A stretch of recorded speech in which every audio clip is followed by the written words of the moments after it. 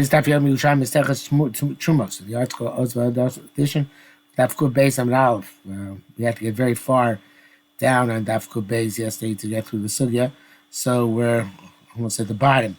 We're up to the Rabbi Zira, B'Shem, Rabbi Lezer.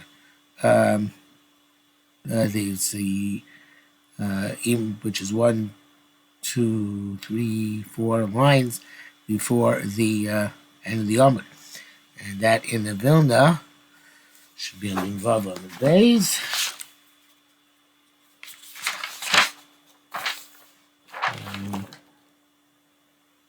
The third line before the Mishnah, which is the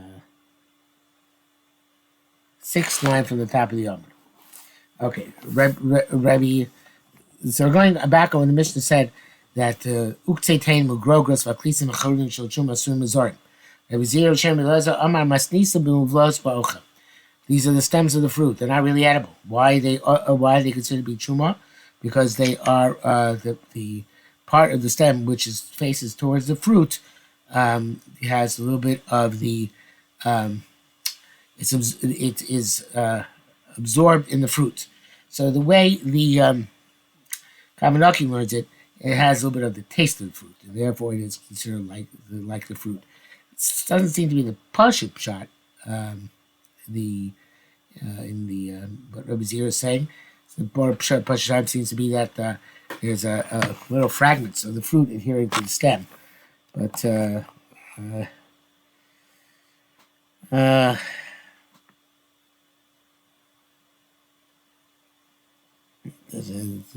a very interesting shot here. It says that to move low, it's by mashkin. Okay, there's some liquid absorbed in them at that point. The Mara Fulda learns, like I just said, that it's talking about where a little bit of fruit adheres to the stem. In any event, the fact that Muvlos B'Ocha is the game changer. And then what gives us a point of information. Rabbi Zira, the Terumos, Taros, B'Shem, Rabbi Eliezer. Whenever we find something in Rabbi Zira says in Terumos and in Taros, it is in Shmua, it's in Shmua, the it's in Shmua, and the Shamar just says B'Shem. But in any event, it's same meaning. Rabbi Zira said name Rabbi Elazar, I guess. Must have learned the sugyas in the yeshiva and Feria by Rabbi Elazar, of course, one of the foremost Talmidim, Rabbi Yochanan. Okay, Halacha Dalet, which is Mishnah Hay. Garine Truma Bizman Truma Chanson, pits of Truma fruit, which if you gather together, then you know what you say, then Masuros. The Aser, because there is some food which adheres to the pit. You toss them mutaros, then they're mutter because there was no achshivei. But gather them together by saving them, you will machshiv them. That's what it's also. You do away them mutaros. So the bone to coach is machu mechansan when you collect them masurin. It's achshivei. You toss them mutarin, they are mutter. Ha murson mutter. The husk is which is the coarse shell of a wheat that you remove before you grind it. It's mutter for it's actually truma. Subin, which is the thinner membrane which clings to the wheat, and it's separated by moistening the wheat and pounding at it. That's the bran. Husk and bran. Asuros. If it's of new wheat, it's asur because it's still moist, and there's a lot of. Really, it's not when you grind it. There's a lot of flour which remains mixed in with the bran. When you try to separate the bran from the flour, it's not effective. So evidently, some flour adheres to the bran, and therefore it's truma. Sheishonas, if it's old, if it's dried up somewhat, so then it can be the bran can be sifted out properly, and therefore the bran would be mutter, wouldn't be considered to be truma. The Kohen can sift flour of truma like he would sift flour of chulin, and even if there's going to be some loss to the truma, which he tosses together with the bran, if it's old wheat.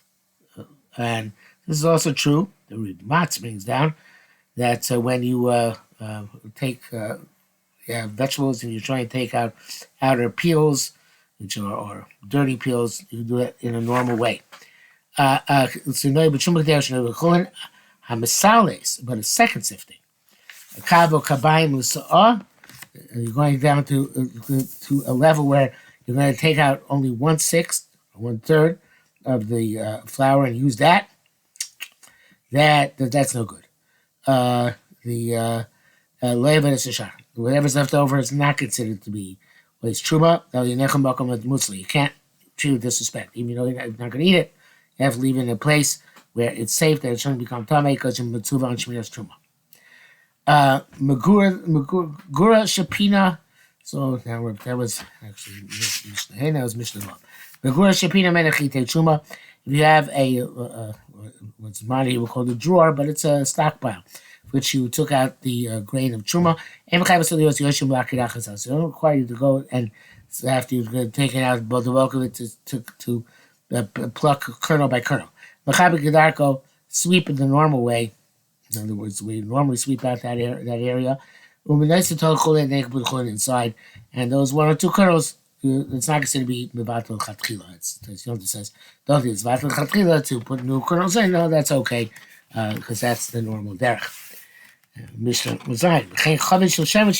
So if you have a jug of oil of truma which has been spilled out, no require you to sit there and absorb every drop which fell out, but rather you mop it up the same way you would do by chulin, and again the rest of it doesn't concern us. Mishnah Ches Hamare Mikad Lakad, somebody who's pouring truma from container to container, and 3 drops have dripped out. You don't have to wait till everything drips out. Drop, drop, drop after the flow is stopped. That's okay. Here, kino mitzah, but if you poured it on the side, after you finish pouring, you didn't put it in chulin, but you put it back down. So then you grind it and then put it back. Maybe truma, if the stuff starts collecting at the bottom, then that stuff which collects on the bottom is considered to be truma. We commentate about truma. Trumas meiser showed my kohen. How much should be in trumas meiser of the mai, which is tummy? So there's limited use for it. So how much are you going to give it? Are you required to bring it to the kohen, like any trumas meiser? The echad, of course, it's oil, but there's usage for it. It can be shemen treifah, it can be burned.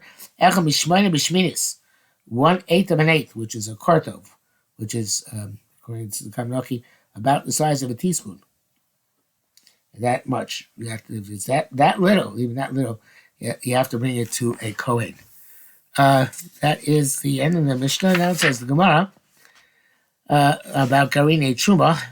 Rabbi Yochanan, let's say garine agasin b'kustamulin. These are actually seeds, not with which food adheres, but these are pear seeds and kustamulin seeds, another type, I guess, of fruit. And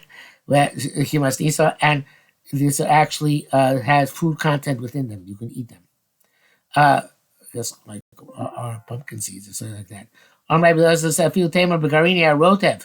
You need talking about garine rotev, which means that they are date pits where there's nothing edible there. Inside where they haven't been sucked. In other words, that there's still food adhering to them.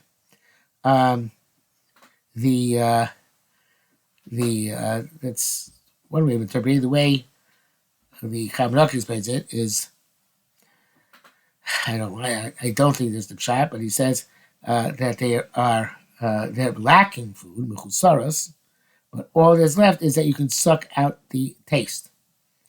And he brings right from Sechs Tvuyom, Pergil Mishnavav. Tomorrow we get Rutuvos, Kosher Rotzen La Mutzitz Karin, and so the moist dates, in other words, Karin wrote them means moist